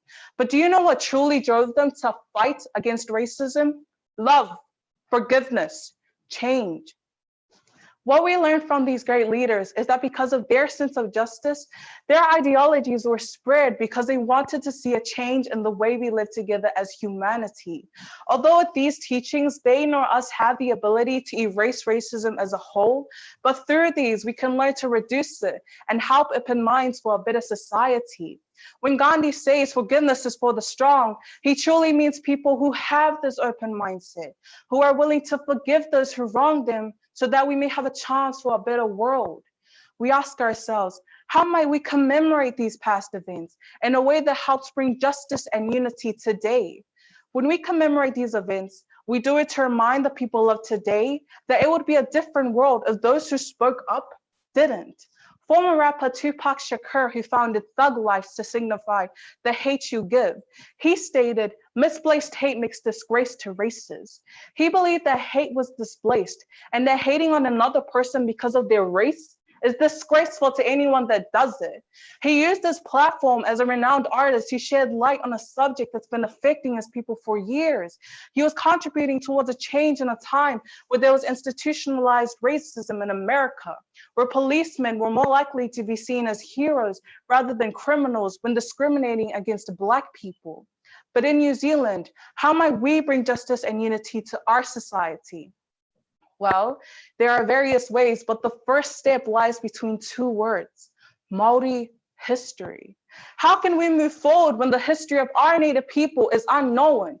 Even in today's society, they are not given the justice and acknowledgement that they deserve. We turn around and judge them, and yet we don't ask ourselves, how did it come to this?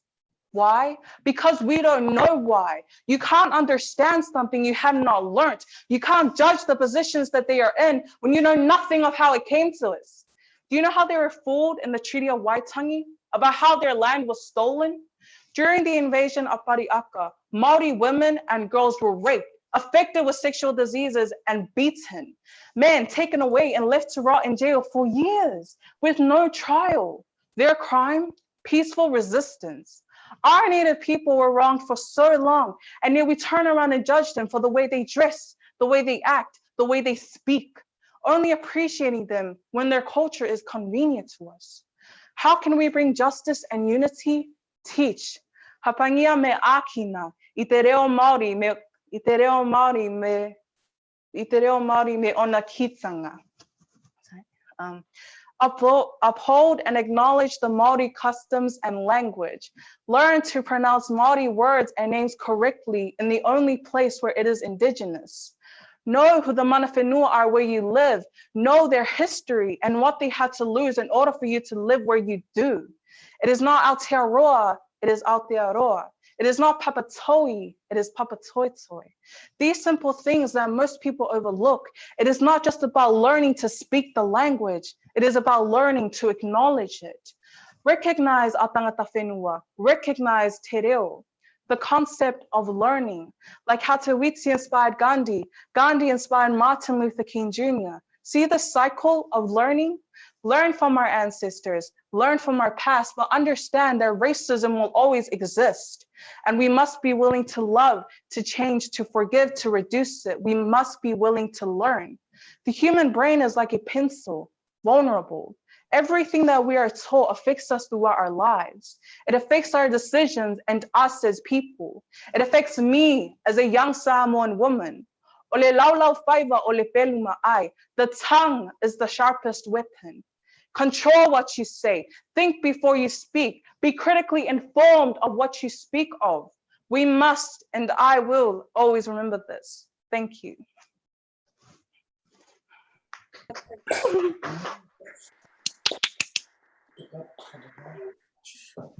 Thank you to our final speaker, Tilamai Justine. The judges will now have up to about 10 minutes to deliberate on the final speaker, as well as arrive at a decision about our speakers tonight. So while the judges make their decision, we're going to take a look back at some of the highlights from the 2019 Race Unity Speech Award and Hui. The topic for 2019 was Speaking for Justice, Working for Unity. We saw that more and more New Zealanders were recognizing the need to speak out and address racial prejudice and injustice.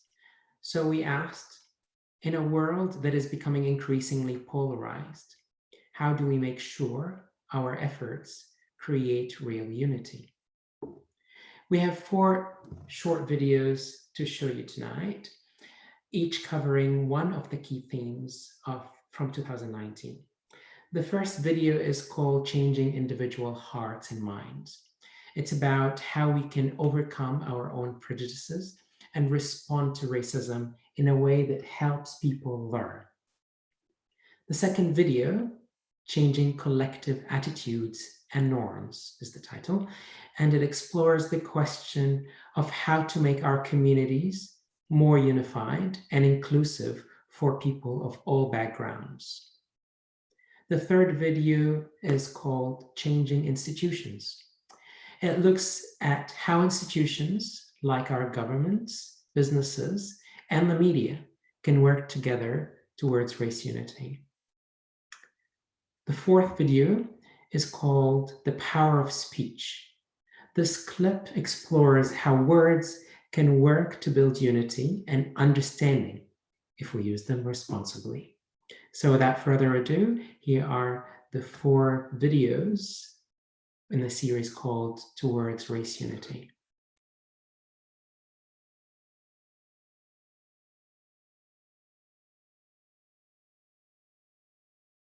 When we confront a racist joke or a racist comment, it's important that we do so in a way that doesn't ignite racist ideologies further. Show respect to the person behind the racist joke. Show respect to the person behind the racist comments, because at the end of the day, like how fires can't be extinguished with more fire, racism can't be extinguished with hate because it feeds off it. There is so much misinformation. The easiest way to begin that process of changing how someone views the world is actually to have a conversation. People who come to interaction with prejudiced ideas are coming from a place of ignorance. They haven't learned about the culture that they're prejudiced against, or they don't know very much, and so they're coming into that space without much understanding. From full immersion Te Reo Māori schooling, I went to King's, which was a very different experience.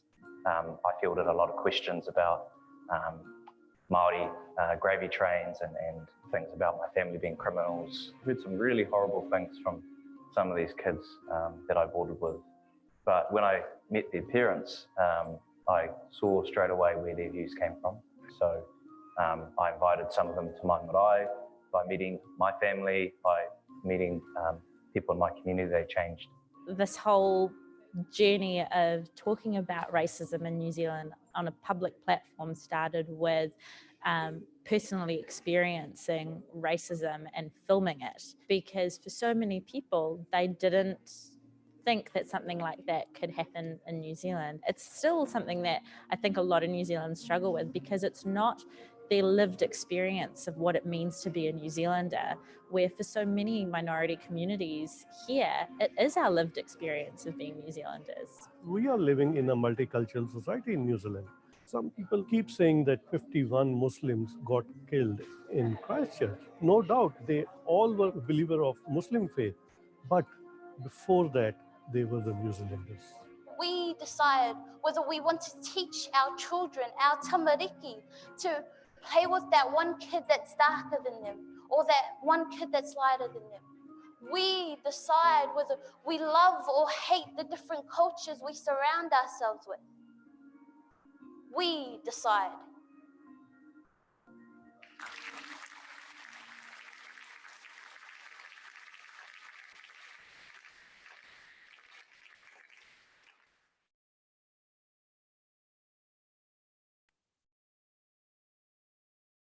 To be unified means to be joined as one whole.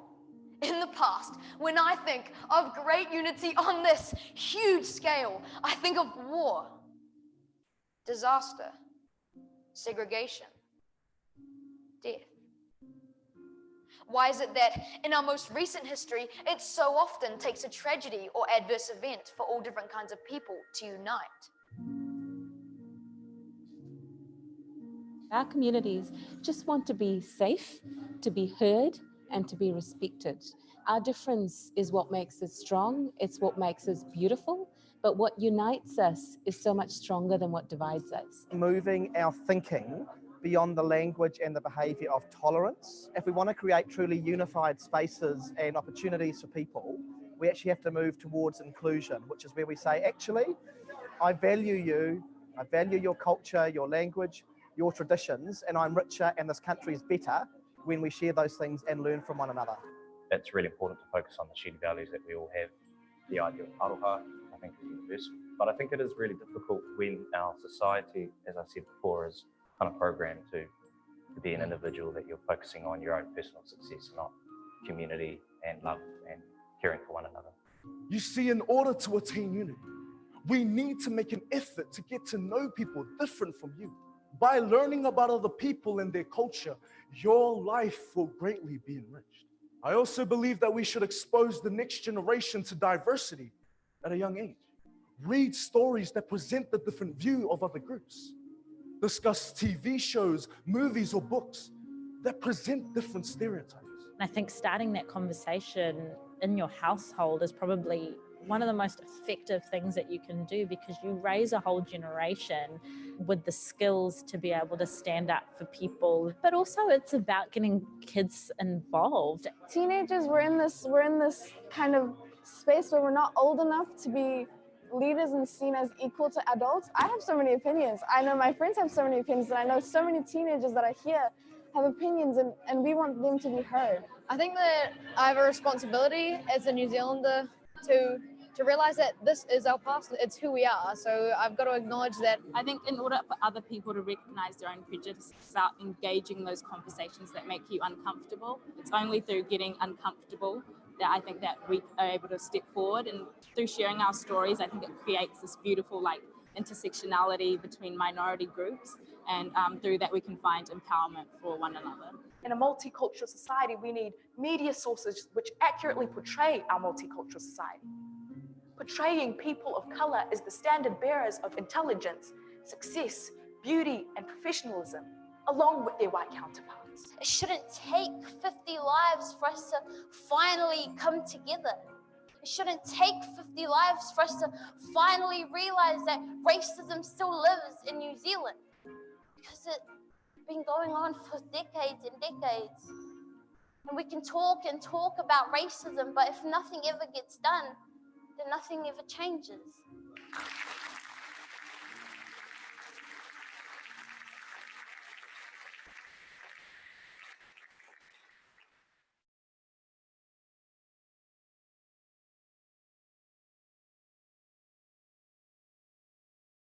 No people of influence, such as government officials, teachers, or parents, should ever use language that is derogatory because of race, religion, or gender. The leaders of today are influencing the leaders of tomorrow. We've got over 213 ethnicities represented in New Zealand. We collectively speak over 160 languages, and I strongly believe that New Zealand is strong as a nation because of this diversity and not in spite of it. However, we could do better. We need to recognize that we are all different, but we are all New Zealanders of different shapes, colors, of different religion. I think recognizing that is probably the very first step that we need to take. I think that one of the major things that we can actually do is acknowledge Te Tiriti o Waitangi as the founding document of this country. If we were to genuinely honour it, then our parliamentary system would be far more collaborative and creative and inclusive. So the leadership that's required from myself and my colleagues is actually to change not only the institution, but the way the institution works across the entire government plan, across the entire community expectation. The laws are made to safeguard and protect communities, and so long as those laws reflect the diversity of our communities and respond to the aspirations and needs of those communities, then we have no problem with what the law says. It's important that communities see themselves reflected in our organization. The ability for us to speak the languages of our communities, the abilities for us to understand the cultures and different religious groups that are in the community. Our ethnic liaison officers, the creation of them was in around 2003, I believe, and it was in response to seeing a need amongst our ethnic community, an officer who could identify with, who could speak the languages of and totally understand where the communities were coming from. My daughter came to me and she wanted to take a particular subject, and the teacher kind of indicated to her that perhaps she should think of other subjects. My daughter came away feeling she was told she couldn't do it. I said, I know you can do that subject. You go back to that teacher and you enroll in that subject. Did you do it? Yes. Aotearoa New Zealand, we are an inclusive, welcoming country. We are, absolutely. But we must also have inclusive and welcoming attitudes in every single institution that we have, including our schools and our education system. We ask, what are the most important things that we should address in the education system? A young person will get up and say, please address institutional racism, institutional bias. The power to re-empower those marginalised communities lies in the hands of our educational institutions. In New Zealand, Māori students are falling behind on every measure of educational outcome. However, those students who are attending Māori immersive schools actually achieve higher on all fronts, NCA, university, and employment. It's clear that systemic bias and the enduring legacy of colonization is behind this ongoing disadvantage of Māori people. In such a multicultural society, never has it been more vital that our educational institutions place an emphasis on history, culture, and language. And I truly believe we can eradicate these educational inequalities if we cultivate culturally flexible minds and provide all students with the assurance that they have both the responsibility and the right to be there.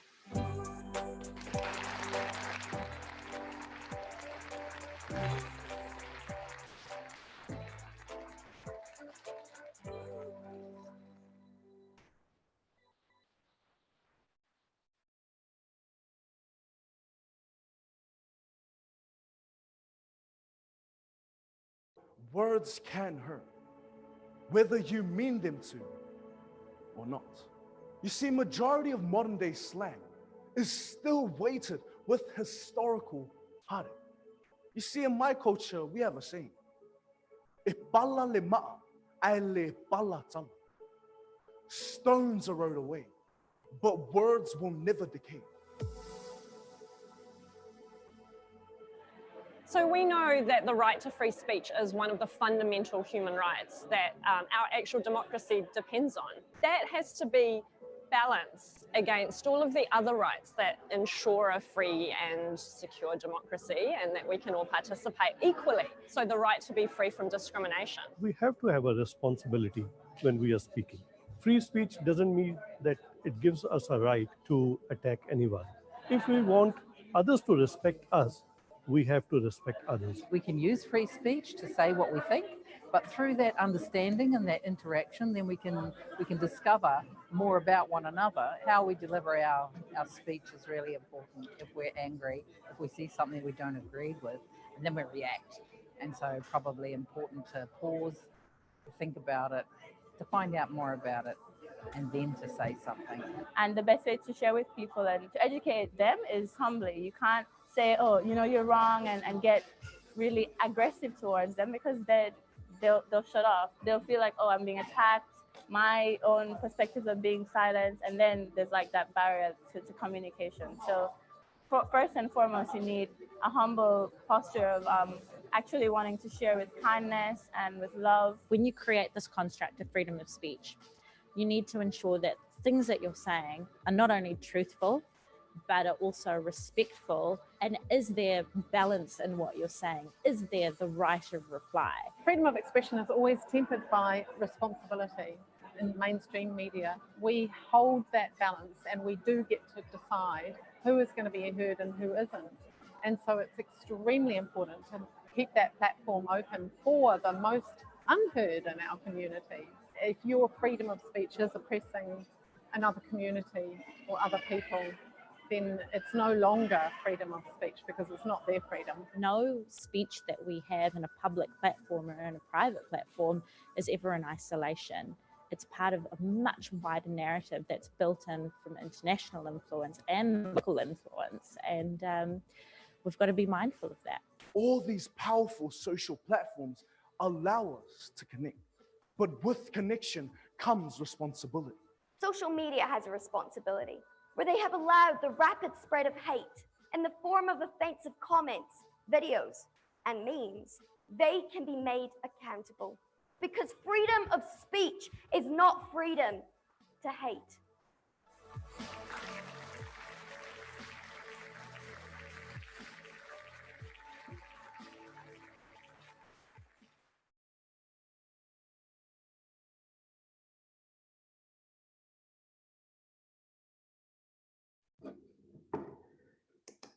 Friends, I hope you enjoyed these videos. And if so, please feel free to share them on social media and introduce them to other friends so that they can hear that kōrero about unity and justice. Last year, we had over 120 high school students delivering their speeches. and around 150 young people participated in Race Unity Hui. That was just a highlight reel from a very rich kōrero. If you'd like to hear more from the 2019 speeches, you can watch the final speeches here on YouTube or read the 2019 Youth Statement on Race Relations. It's available on our website, raceunity.nz. Also, if you'd like to take part in the 2020 Race Unity Hui, please keep an eye on our website and our Facebook page.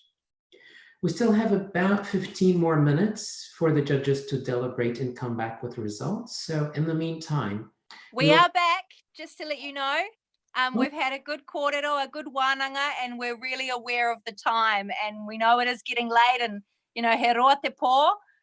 So we're ready. Nina will be back to start us off and give us a bit of a wrap up. And Rangiora is going to share some feedback for each of the participants. And then we will announce what we're all waiting to hear at the end of this wānanga. So tēnā tātou, kia ora koutou, rangatahi mā. They shouldn't be far away. They're connecting into the link. Kei te pēhea koutou, how's everybody feeling? Tired, ngenge, or still full of adrenaline? E pai anō, good. Ka pai. O ko koe kua noho roa, Caleb. Oh, sorry, I'm still learning to do. Kei te pai, you've been noho, you've been sitting for the longest time. Caleb, you started us off. Yes, Kei te pai. Yeah. Sorry, I didn't hear you. Yeah, been long, it's been, yeah. Make sure everyone's here. Everyone said, good, I'm here. Good kōrero ne. Aye. Tēnā pai. Great. Is everyone here? Everyone's here. Kia ora. I just want amazing making speakers from just all around New Zealand. I feel so proud to be to actually be here and have listened to all your speeches, and just the quality of all the speeches, and just how you all presented yourself, and just the passion that you had talking about what your beliefs and bringing up our history, looking at the past to move forward to the future, talking about events from the past, talking about Gallipoli, the Treaty Waitangi, talking about events from around New Zealand, and several of you brought in COVID-19. I was just amazed at just the quality of your speech. So well done, everyone. This is amazing quality in speeches tonight. You should all be very proud of yourselves. Thank you. Kia ora tātou. So I'm going to change it up a little bit. I'm not going to give feedback for each and every one of you. I know it's getting super late, and I could go on forever. But there are a few key things that I just want to touch on. Firstly, to follow my fellow judge, is to congratulate you all on being so reticent and aware of all of the take that are going on at the moment. COVID-19, historically I heard about the Native Schools Act, I heard some of you talking about ihu mātau, those of you that spoke about one of my kuia, Whina Kupa, and there are so many incredible points in there that just encapsulated so well your thoughts and the brevity and the depth of your thoughts, and I'm so incredibly humbled to be a part of this. I am the representative from the Māori Language Commission, so in each of your speeches there were little hints to me that would tell me how much you knew about your topic. Those of you that specified years, those of you that specified specific people within te reo, within the space of race and unity. I am really impressed with your understanding and speaking about things that are really heavy, especially when you're as young as you all are. I want to really encourage you all, and this is from somebody who has a deep passion for te reo Māori, to really work on your pronunciation. Ka pai. There were a few times in there where I knew exactly what you were saying, but you kind of were either a little bit nervous, didn't quite have the pronunciation down. My chief judge has reminded me that all of us come from different learning spaces, and all of us have different abilities within te reo Māori. But if we want to work towards an Aotearoa that is more reticent, that is more aware of Te Ao Māori, of Te Reo Māori, if we want to use that as a vehicle to move ourselves forward, then that's one of the small steps that we can take to start pushing that waka in that direction. Another one of the things that I want to touch on too is, and this is from somebody, this is remembering tātou mā, I am somebody that used to do ngā manu kōrero at high school. I went to Gisborne Girls High School, proud as, and I was a recipient of the Manu Tangiata Award, which is the Excellence in Female Oratory. So I'm looking for things that align with that level of expectation that I have. I want to encourage us all to use things in your own history to really enrich your kōrero, to ensure that we're not just pulling from random tupuna, random people who we maybe learn about in school. And I want to really encourage you all to look into your own whakapapa. If there are certain tupuna or certain ancestors within your line, within your bloodline, who really impress you with what they do, look at them, examine them, be very analytical in the way that you approach speech making and speech delivering. What else do I have here? All of your use of whakatauki was really impressive. There were a couple of whakatauki that a few of you used that I haven't heard in years, and it was beautiful to hear. So continue doing that. Continue bringing up whakatauki. Continue using them as a platform to be able to push your message out to the masses.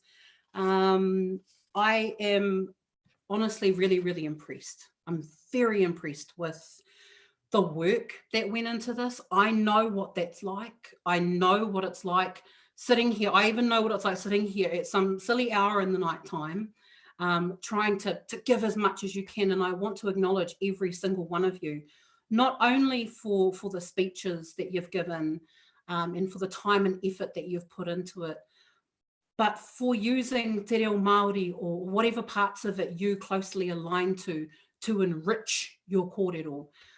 To those of you that pulled on other cultural experiences, to those of you that use whakatauki from your own faith, from your own culture, e mihi ana ki a koutou I whakapeto ngoi, kia eke ki te taumata I wawa tatia ai e ngā mātua tipuna. I am very impressed, and I was saying to my fellow judges before, my goodness, these kids are going to come and take my job. So, and it makes me very proud to say that, and I'm so happy to be a part of this. So I'm going to leave it there. So if there were bits of that feedback that particularly resonate with you, then it was for you. If not, then maybe not.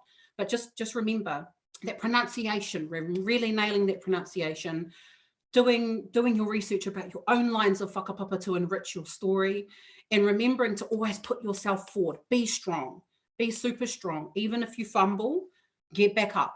Okay, so that's another one of the things I noticed.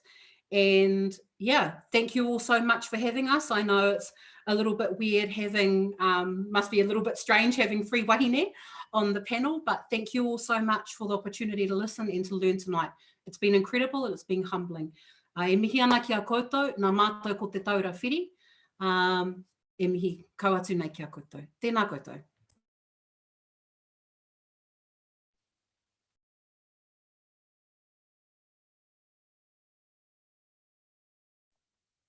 Kia ora tātou, kia ora koutou.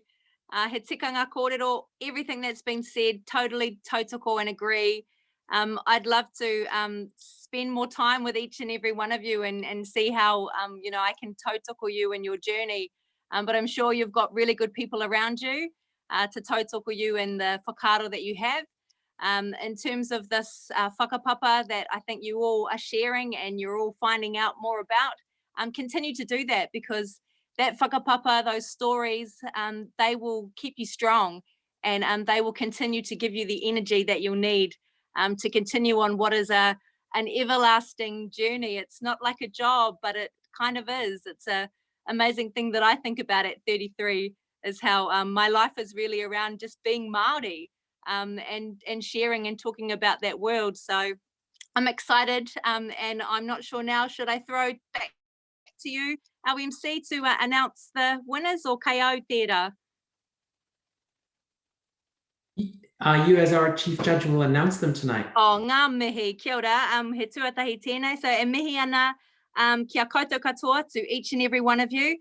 Engari tēnei wā, we've got a mihi going out to Jen Marsh and to Ngāriki, kia kōrua tahi, ka eke kōrua, you'll be going through to represent us and to represent your whānau and yourselves and your kōrero. Nā reire, mihi ana kia kōrua.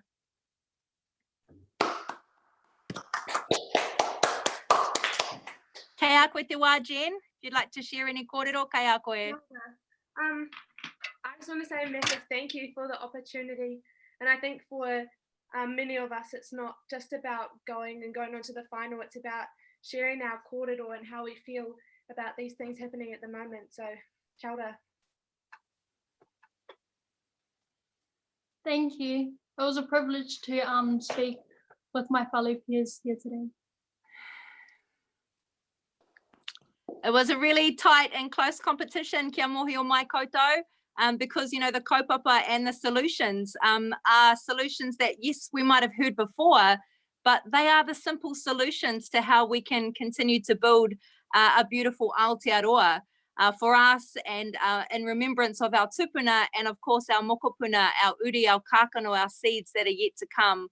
So a huge mihi to all of you in your whānau, and those who have supported you during this time in your bubble, to be here and to participate. This is one of those vehicles, and we need to keep creating and, you know, supporting things like this that help to share kōrero. So mihi ana ki te kaupapa, ngā mihi kia koutou. Congratulations to Jen and to Ngāriki. All the best of luck at the national final. So basically, to announce that the two speakers from tonight, Jen and Ngāriki, will give their speeches at the national final on Sunday, the 17th of May, from 10 a.m. to 1:30 p.m. And it will be streamed live on our YouTube channel, youtube.com/raceunity. I want to encourage all the speakers, not just the winners, to find opportunities to give their speeches, because really it's not just about winning tonight's competition or this year's competition, but it's about all of us winning that battle against racism. And we can do that as we hear your speeches. So find ways to do that online or at your school assembly or among a group of friends. Find creative ways to make that word heard. I would like to congratulate you all on your courage to speak, the insight and the hard work that you put in your speeches and preparation. The Race Unity is a waka, and we're all pedaling on it together. So let's all keep playing that part. I would like to remind you all that the speeches are held in support of Race Relations Day and Youth Week, and encourage them to think, I encourage you all to think about how you can foster positive race relations in our schools, in our sport clubs, in our workplaces, especially during this lockdown, and as we come out of lockdown and start interacting with one another again after such a long period of isolation. I want to give thanks to, again, once more, all our speakers, all the people who supported them, whether at home or at school, all our judges, our timekeeper, and of course, a special thanks to the New Zealand Police and all our sponsors. And that draws our evening to a close. Thank you everyone for joining us tonight, and have a good night.